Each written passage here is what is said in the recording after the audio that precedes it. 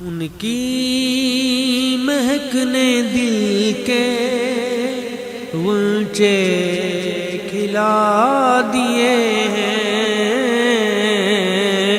جس راہ چل دیے ہیں کوچے بسا دیے ہیں، اور ان کے نثار کوئی کیسے ہی رنج میں ہو۔ میرے آقا یا رسول اللہ یا حبیب اللہ، ان کے نثار کوئی کیسے ہی رنج میں ہو۔ جب یاد آ گئے ہیں سب غم بھلا دیے ہیں، وہ جب یاد آ گئے ہیں، وہ جب یاد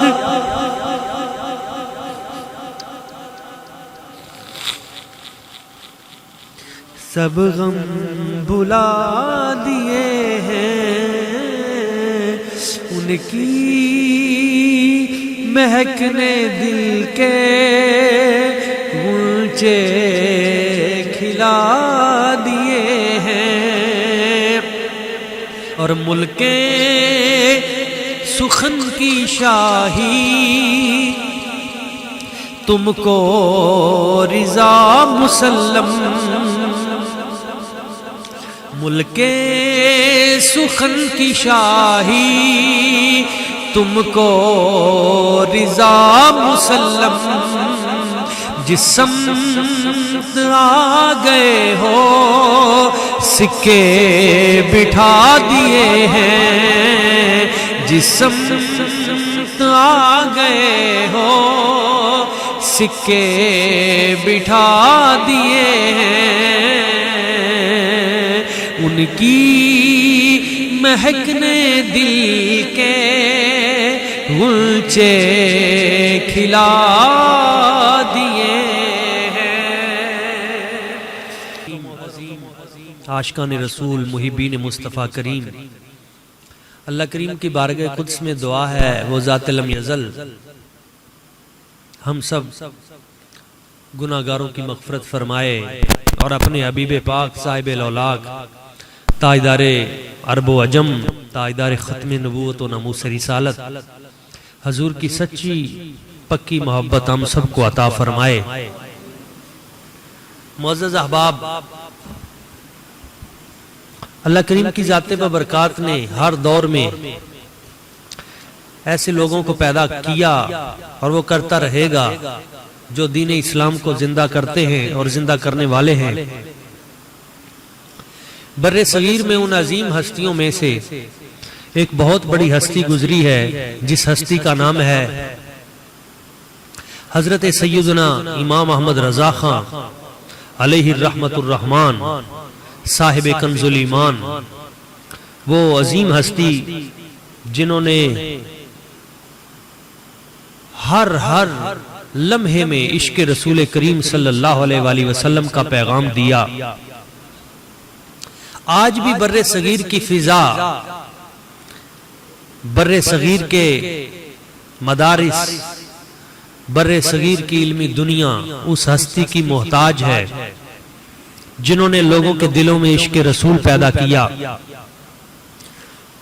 ابھی میں انہی کا ایک کلام پڑھ رہا تھا جن کے شعروں میں آج اتنا درد ہے، جس کے سینے سے یہ شعر نکلے ہوں گے اس کے عشق کا کیا عالم ہوگا، اس کا کیسے اندازہ لگایا جا سکتا ہے۔ اس بات سے آپ سمجھنے کی کوشش کریں کہ وہ کیسا مرد حق ہوگا جس نے ایک مہینے میں قرآن مجید حفظ کیا ہوگا۔ ہمارے بچے حفظ کرتے ہیں، ہم نے خود حفظ کیا۔ ابھی بیٹے محمد حسن نے کل ہی परसों कुरान मजीद अल्हम्दुलिल्लाह हिफ्ज किया।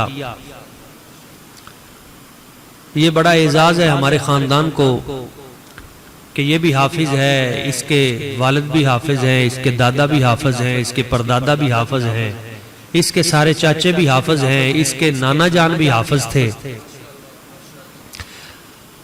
अल्लाह ताला हमारी नस्लों से कुरान पाक की ये बरकत का काम ले ले, हम सब से, इस इदारे से। लेकिन बच्चा हिफ्ज करता है तो उसे 3-4 साल लगते हैं, मगर वो हस्ती ऐसी थी कि वो मगरिब की नमाज के बाद रमजान शरीफ में एक पारे की तिलावत करते थे, मगरिब की नमाज के बाद एक पारा पढ़ते थे और ईशा की नमाज के बाद तरावी में वो पारा सुना देते थे। अल्लाह ने उन्हें कैसा तकवा अता किया था, अल्लाह ने ऐसा उन्हें इल्म अता किया था, अल्लाह ने ऐसी उन्हें खुशबू अता की थी। अफ्रीका से सवाल आता है तो उसी जुबान में जवाब देते हैं, अरब दुनिया से सवाल आता है अरबी में जवाब देते हैं, फारसी में सवाल आता है फारसी में जवाब देते हैं, उर्दू में सवाल आता है उर्दू में जवाब देते हैं, सिंधी में सवाल आता है उस जुबान में जवाब देते हैं, जिस जुबान में सवाल आता है उसी जुबान में जवाब देते हैं। और एक दिन भी लेट नहीं होता, जिस दिन सवाल आता है उसी दिन जवाब देते हैं। आज भी बर्रे सगीर का सबसे बड़ा फतवा 33 जिल्दों में, सबसे बड़ा बर्रे सगीर का फतवा 33 जिल्दों में वो हजरत सईदना इमाम अहमद रजा खां रहिमहुल्लाह ताला आप ही का है। इश्क इतना है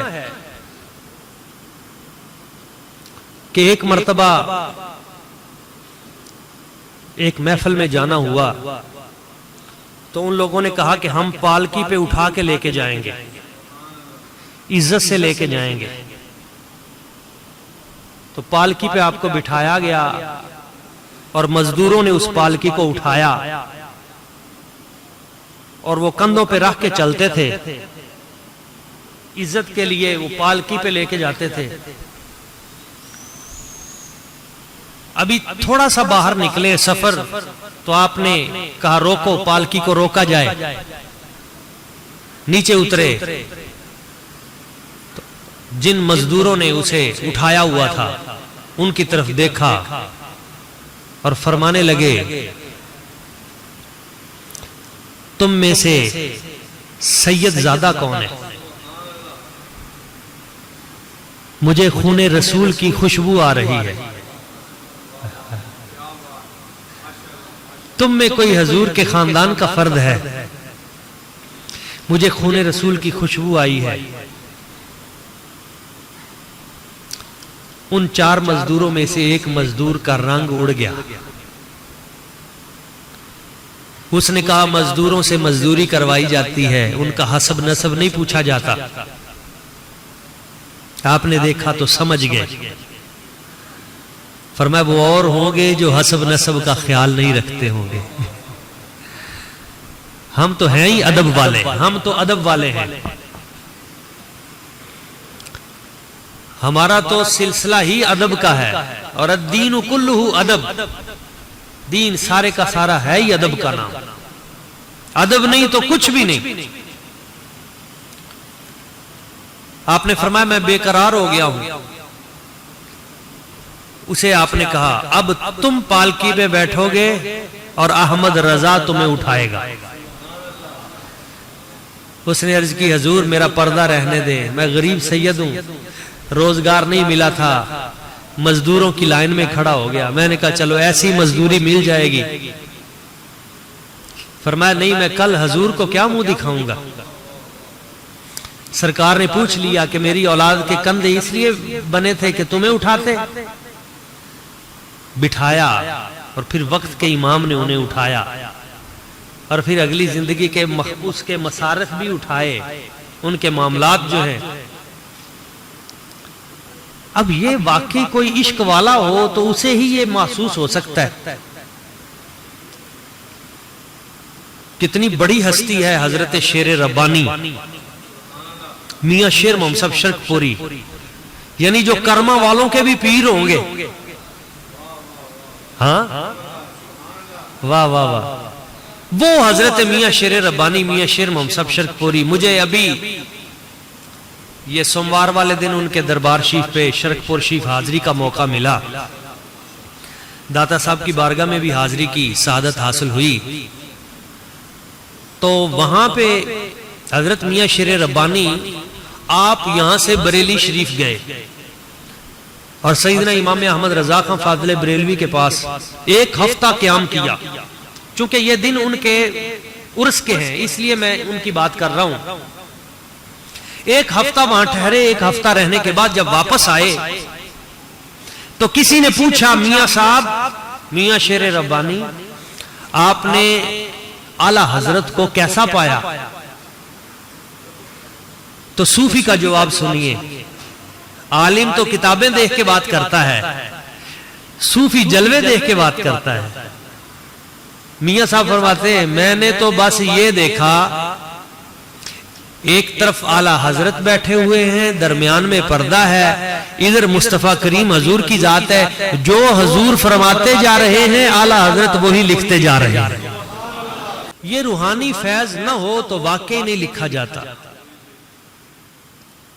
آپ دیکھیں اللہ نے انہیں کیسے نور سے منور کیا تھا. یہاں سے جب وہ گئے مکہ شریف تو علماء عرب آ گئے. عرب کے بڑے بڑے علماء اور سین حرم میں انہوں نے کہا کہ حضرت نبی پاک صلی اللہ علیہ وآلہ وسلم حضور کے علم کے بارے میں آپ کا کیا موقف ہے؟ حضور کو اللہ کریم نے کیسا علم عطا کیا؟ آپ نے فرمایا بخار تھا اس وقت، حالت بخار میں. فرمایا مجھے قلم دو ورق دو میں ابھی بتاتا ہوں. تو ایک رجسٹر لے آئے ایک قلم اور وہاں خانہ کعبہ شریف کے ایک ستون کے ساتھ آپ ٹیک لگا کے بیٹھ گئے اور 7.5 گھنٹے میں وہیں بیٹھے بیٹھے ایک بڑی کتاب زبانی لکھ دی الدولت المکیہ بالمادۃ الغیبیہ. عربی میں سینکڑوں حوالے ہیں اس کتاب میں اور جو بھی حوالہ اس نے وہ زبانی، آپ نے کوئی کتاب تو تھی نہیں، جو لکھا آج بھی اسی طرح موجود ہے. آج تک علماء عرب اس کو پڑھتے ہیں اور اس کی تعریف بیان کرتے ہیں، جس میں حضور کے علم کی شانیں بیان کی، حضور کا مقام و مرتبہ بیان کیا، حضور کا علم بیان کیا، حضور کی نورانیت بیان کی. انہوں نے کہا جی سب باتیں ٹھیک ہیں، ہم تسلیم کرتے ہیں، ہم یہ جو آپ نے دلائل دی ہیں ان دلائل سے بڑے دلائل نہیں ہیں، لیکن ایک سوال ہے. تو آپ نے پوچھا بتاؤ کون سا سوال رہ گیا ہے؟ انہوں نے کہا جی قرآن مجید میں ہے کہ وَعِندَهُ مَفَاتِحُ الْغَيْبِ، غیب کی کنجیاں اللہ کے پاس ہیں. غیب کی کنجیاں مفاتیح مفتاح کی جمع ہے، غیب کی کنجیاں اللہ کے پاس ہیں. آپ کہتے ہیں کوئی غیب کی خبر اللہ تعالیٰ نبی کو بھی دے دیتا ہے، نبی پاک کو بھی پتہ ہے غیبی باتوں کا، جبکہ قرآن تو کہتا ہے کہ غیب کی کنجی اور چابی ہے ہی اللہ کے پاس. آپ نے فرمایا اچھا، بڑا اچھا سوال ہے، یہ بتاؤ چابی کے لیے قرآن مجید میں کتنے لفظ آئے ہیں؟ انہوں نے کہا جی 2 لفظ آئے ہیں. ایک مقام پہ اللہ فرماتا ہے وَعِندَهُ مَفَاتِحُ الْغَيْبِ، غیب کی چابیاں اللہ کریم کے پاس ہیں. دوسری جگہ پہ اللہ تعالیٰ فرماتا ہے لَهُ مَقَالِيدُ السَّمَاوَاتِ وَالْأَرْضِ، زمین و آسمان کی جو چابیاں ہیں مقالید وہ بھی اللہ کریم کے پاس ہیں. تو جب اللہ تعالیٰ خود فرماتا ہے کہ غیب کی چابی اور کنجی میرے پاس ہے تو آپ کہتے ہو کہ غیب کی خبر نبی پاک کے پاس ہے. فرمایا ہاں اس کے اندر ہی تو وہ راز تھا. وہ غیب کی کنجی ہے کیا؟ وہ کون سی غیب کی کنجی ہے جو رب کے پاس ہے، جس کنجی سے غیب کھلتا ہے وہ تالا، وہ کنجی لگے تو تالا کھلتا ہے اور غیب نکلتا ہے۔ انہوں نے کہا جی بتاؤ۔ فرمایا تمہیں کس نے بتایا کہ یہاں بھی فرشتہ بیٹھا ہے، یہاں بھی فرشتہ بیٹھا ہے؟ تمہیں اور مجھے تو نہیں نظر آیا، یہ کس نے یہ غیبی بات بتائی؟ یہ تو نبی پاک نے بتائی ہے۔ یہ کس نے بتایا کہ قبر میں 3 سوال ہوں گے؟ یہ حضور نے بتایا، ہم نے تو نہیں دیکھا۔ قیامت آئے گی، کس نے بتایا ہے؟ حضور نے بتایا ہے۔ اللہ کریم بھی ہے، کس نے دیکھا ہے؟ نہ تم نے دیکھا نہ ہم نے دیکھا۔ بھئی جس نے دیکھا وہی تو محمد عربی ہے۔ تو کہنے لگے جی پھر مطلب کیا ہے؟ فرمایا کنجی سمجھو نا، کنجی کون سی ہے؟ کون سی کنجی ہے؟ جو رب کے خزانوں کی کنجی ہے، جو غیب بتاتی ہے۔ تو انہوں نے کہا جی آپ تھوڑا سا بات کو اور کھول دیں۔ فرمایا یہ جو 2 لفظ تم نے بتائے ہیں نا قرآن میں، ان 2 لفظوں کے اندر ہی وہ کنجی چھپی ہوئی ہے۔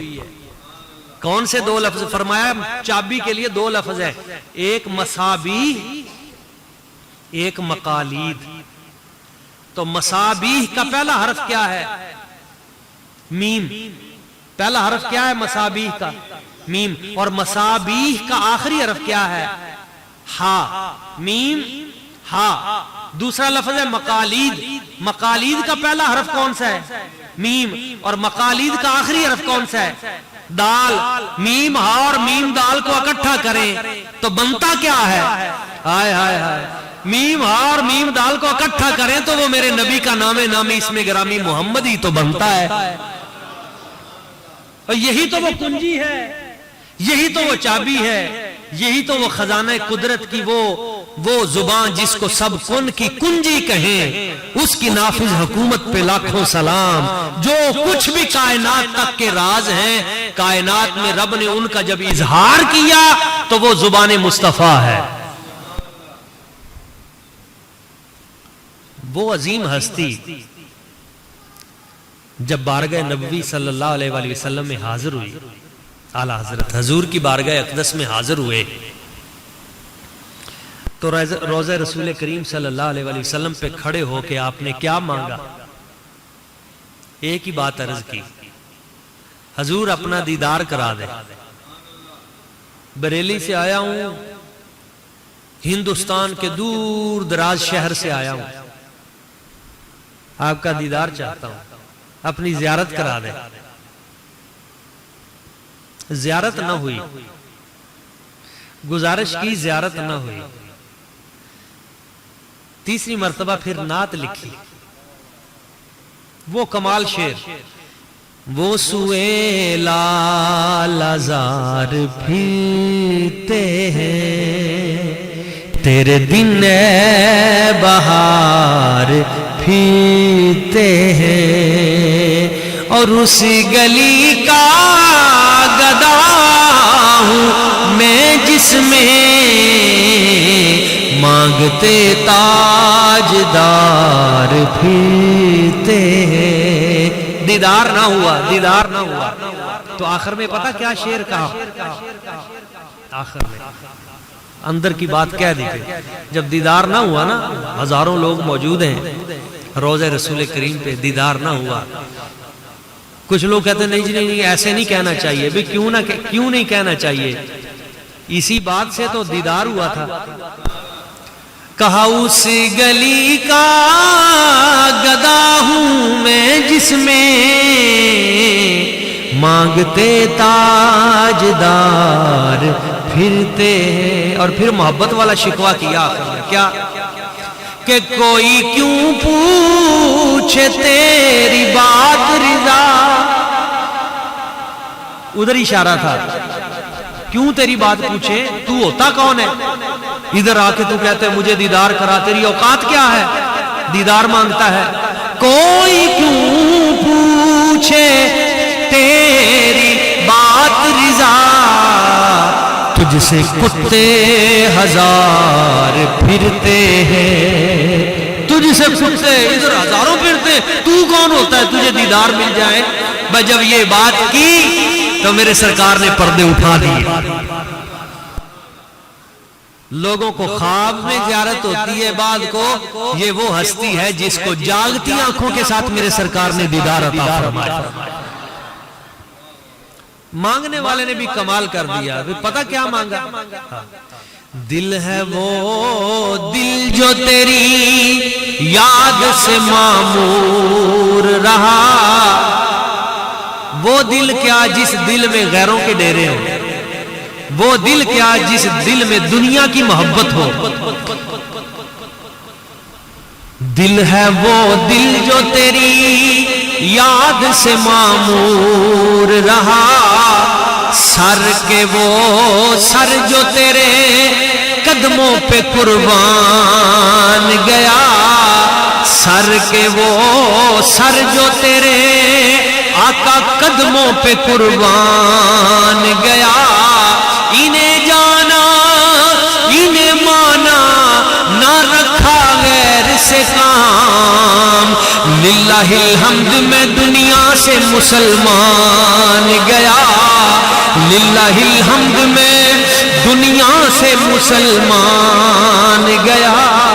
غیر کی طرف دیکھنا ہی نہیں ہے, بس حضور کی طرف دیکھنا, اور سرکار ہی نگاہ کرم فرماتے ہیں. ایک مرتبہ کسی شخص نے کہا, حضور جب آپ حرمین طیبین میں تشریف لے جائیں تو مجھے بھی ساتھ لے جانا. بات سمجھ میں آئی؟ کسی شخص نے آپ کے پاس آ کے کہا بریلی شریف میں, حضور جب آپ حرمین طیبین میں تشریف لے جائیں تو مجھے بھی ساتھ لے جانا. آپ نے فرمایا یہ تم نے کیا کہہ دیا, اپنے لفظ واپس لو. حضور میں نے اس میں کون سی بے ادبی کی؟ فرمایا بے ادبی تو ہوئی ہے. تو نے کہا ہے جب حرمین طیبین میں تشریف, ہماری کیا اوقات ہے کہ تشریف, تم کہو جب تمہاری حاضری ہو اس بارگاہ قدس میں تو مجھے بھی ساتھ شامل کر لینا. تشریف لے جانا نہیں, جب حاضری ہو حضور کی بارگاہ میں, وہاں تو حاضری ہوتی ہے.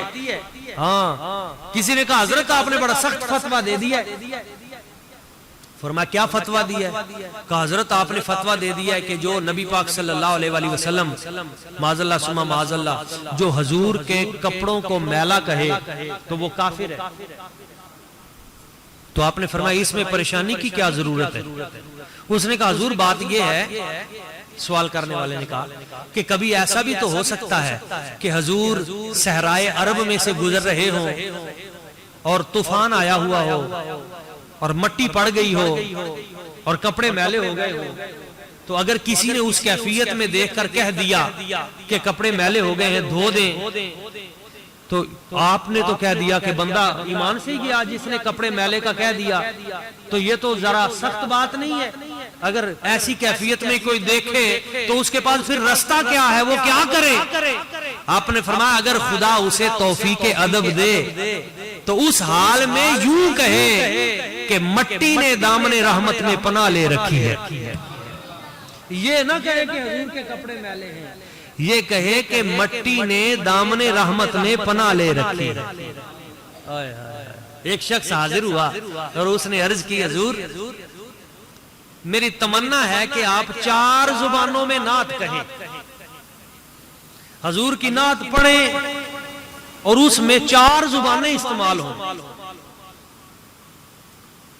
تو آپ نے فرمایا اچھا. اسی وقت ہی آپ نے قلم اٹھایا اور اسی وقت ہی آپ نے ایسی نعت لکھ دی جس میں 4 زبانیں استعمال کی گئی. 4 زبانیں, جس کا ایک شعر ہے کہ البحر علا والموج طغا من بے کس و طوفان ہوش ربا.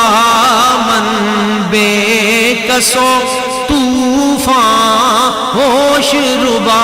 البحر علا, سمندر اس وقت پھیل چکا ہے اور طغیانی آ چکی ہے, طوفان آ گیا ہے یا رسول اللہ یا حبیب اللہ, طوفان آ چکا ہے.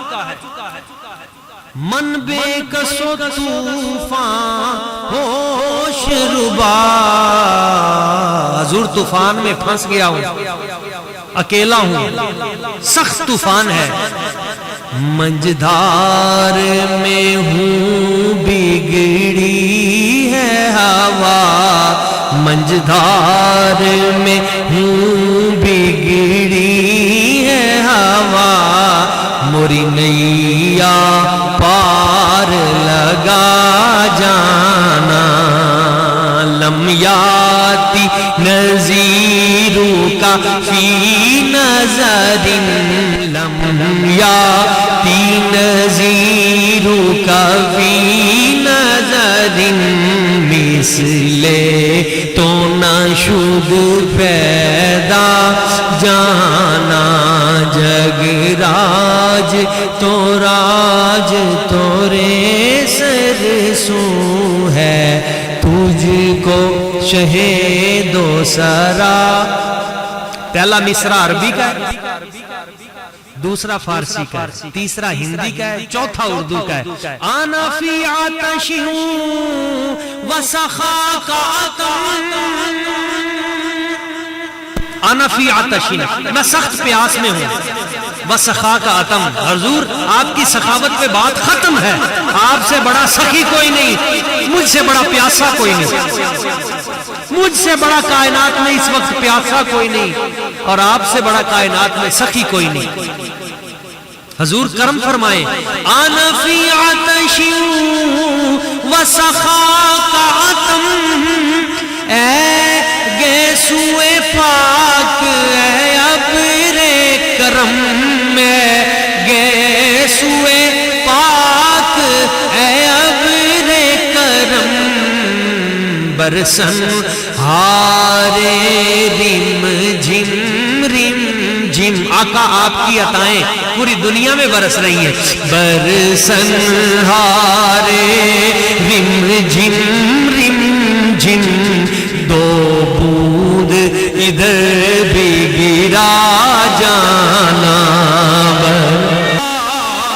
یا حبیب اللہ آنا فی عطش وسخاک عطم اے گیسوئے پاک اے ابر کرم اے گیسوئے پاک اے ابر کرم برسن ہارے رم جھم